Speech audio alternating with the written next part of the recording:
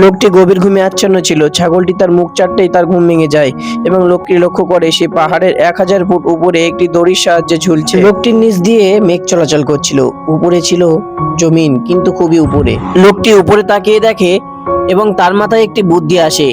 লোকটি তার কাছে থাকা একটি ছুরির মাধ্যমে উপরে চড়ার চেষ্টা করে। লোকটির কাছে থাকা ছুরিটিতে জং ধরে গিয়েছিল, তাই ছুরিটি লোকটির ওজন না নিতে পেরে ভেঙে যায়।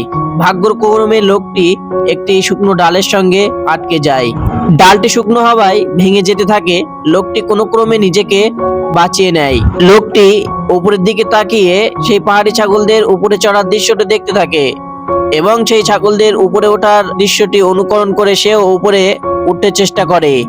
অবশেষে লোকটি উপরে তো উঠেই যায়, কিন্তু তার ভাগ্য খারাপ হওয়ায় সেই বরফগুলো গলে যেতে থাকে এবং লোকটি নিচে পড়তে পড়তেই বেঁচে যায়। সে একটি ছাগলের পিঠে লাফ দিয়ে উপরে উঠে যায় এবং উপরে উঠে গিয়ে সে দেখতে পায় একটি বকরি ছাগল তার দিকে ধেয়ে আসছে।